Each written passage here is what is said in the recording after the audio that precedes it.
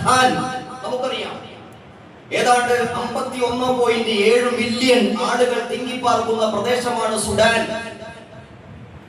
ആ സുഡാനിൽ ഗുരുതരമായ ഭക്ഷ്യക്ഷാമമുണ്ടായി. പട്ടിണി, ദാരിദ്ര്യം, ധാന്യങ്ങളില്ല, വിളകളില്ല, വിഭവങ്ങളില്ല. അങ്ങനെ 51.7 മില്യൺ ആളുകൾ താമസിക്കുന്ന ഭൂപ്രദേശത്ത് ദാരിദ്ര്യം പിടിപെട്ടപ്പോൾ ഇത് അമേരിക്കയുടെ കഥയല്ല, ഇന്ത്യയുടെ കഥയല്ല, ഹോളണ്ടിന്റെ കഥയല്ല, ഇറ്റലിയുടെ കഥയല്ല. ഇത് നാം അധിവസിക്കുന്ന ഈ ലോകത്തെ സുഡാൻ എന്ന് പറയുന്ന ഒരേ ഒരു പ്രദേശത്തിന്റെ മാത്രം ഭാഗമാണ് നമ്മൾ പറയുന്നത്. അവിടെ ഭക്ഷ്യക്ഷാമം പിടിപെട്ടപ്പോ പട്ടിണി കാരണം വീടുപേക്ഷിക്കാൻ ആരെങ്കിലും തയ്യാറാകുമോ?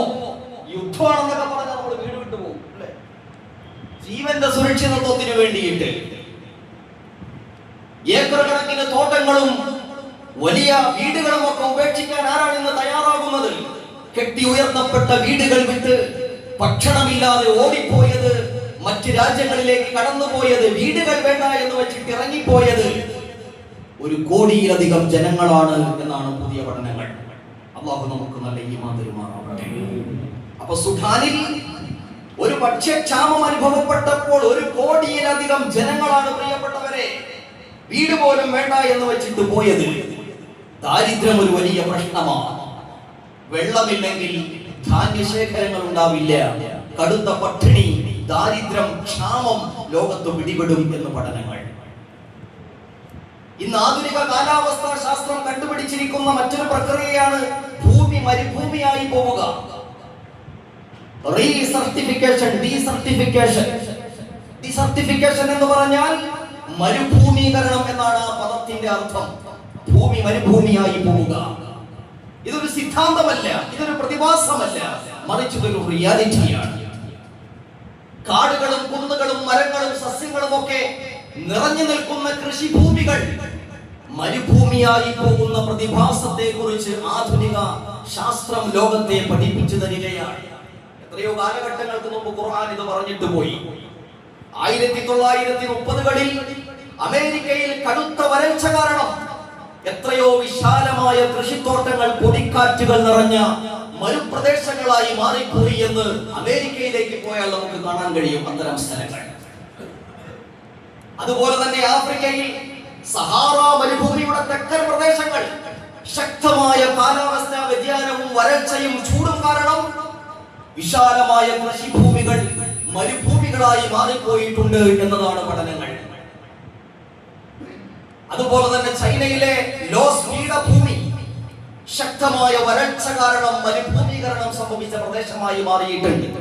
ഇങ്ങനെ ലോകത്തെ കൃത്യമായിട്ടൊരു പഠനങ്ങൾക്ക് വിധേയമാക്കിയാൽ മഴയില്ലാത്ത അവസ്ഥ വരുമ്പോൾ, ശക്തമായ വരൾച്ച വരുമ്പോൾ ഭൂമിയിൽ ഡീസർട്ടിഫിക്കേഷൻ എന്ന മരുഭൂമീകരണം എന്ന അത്ഭുതം തന്നെ സംഭവിക്കുമെന്ന് പുതിയ പഠനങ്ങൾ പ്രിയപ്പെട്ടവരെ പേടിപ്പെടുത്തുകയാണ്. നമ്മളെ കാലാവസ്ഥ തകർന്നു പോകൂലേ?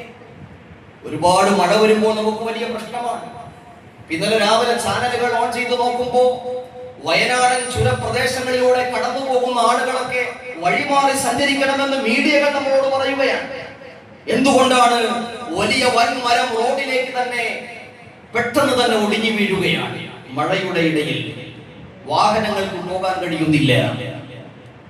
അല്ലാഹു സുബ്ഹാനഹു വ തആല റോഡിന്റെ നടുവിലേക്ക് ഒരൊറ്റ മരത്തെ വീഴ്ത്തി കഴിഞ്ഞപ്പോ ഗതാഗത സംവിധാനങ്ങൾ മണിക്കൂറുകളോളം നിലച്ചു പോകുന്നു. ഈ മഴയെങ്ങാനും ഇല്ലാതായാൽ നമ്മുടെ കാലാവസ്ഥ തകരും. ചൂടിനെ പ്രതിരോധിക്കാൻ, വേനലിനെ പ്രതിരോധിക്കാൻ, ഭൂമിയുടെ താപനിലയെ പ്രതിരോധിക്കാൻ ശേഷിയില്ലാതെ വരും. പിന്നെ അങ്ങനെയുള്ള അവസ്ഥകൾ വന്നിട്ടില്ലേ? 2010-2012 കാലഘട്ടത്തിലെ സോമാലിയയിലേക്ക് നമ്മൾ കടന്നുപോയാൽ പഠിക്കണം പ്രിയപ്പെട്ടവരെ. നമ്മൾ മഴയില്ലാത്ത ഒരവസ്ഥയെ കുറിച്ച് പരിശുദ്ധമായ ഖുർആൻ നൂറ്റാണ്ടുകൾക്ക് മുമ്പ് ലോകത്തോട് പറയുമ്പോൾ ആധുനിക പഠനങ്ങൾ പറയുന്നു ഭൂമിയിലെ താപനില നിയന്ത്രിക്കാൻ പറ്റാത്ത സാഹചര്യങ്ങൾ വരും മഴക്കാലത്തെ അല്ലാഹു പിടിച്ചു നിർത്തിയാൽ. 2010-2012 കാലഘട്ടത്തിലെ സോമാലിയയിലേക്ക് നമ്മൾ സഞ്ചരിച്ചാൽ 2.5 ലക്ഷം ആളുകളാണ് ശക്തമായ ചൂട് കാരണം, മഴയെ അല്ലാഹു തടഞ്ഞു വെച്ച് കാരണം മരണപ്പെട്ടു പോയത്. ഐക്യരാഷ്ട്രസഭയുടെ ഏറ്റവും കൃത്യമായ കണക്കുകൾ പ്രകാരം 2.5 ലക്ഷം ആളുകൾ മരിച്ചു പോയിട്ടുണ്ടെങ്കിൽ അതിൽ കൂടുതൽ ആളുകളും കൂടുതൽ പേരും 5 വയസ്സിന് താഴേക്കുള്ള കുട്ടികളായിരുന്നുവെന്നാണ്. ഇവിടെയാണ് നമ്മൾ മഴ എത്രമാത്രം വലിയ അത്ഭുതമാണ്, നിഅമത്താണ്, ആ മഴയിലൂടെ അല്ലാഹു സുബ്ഹാനഹു വ തആല നമുക്ക് നൽകുന്നതെന്ന് തിരിച്ചറിയുന്നത്.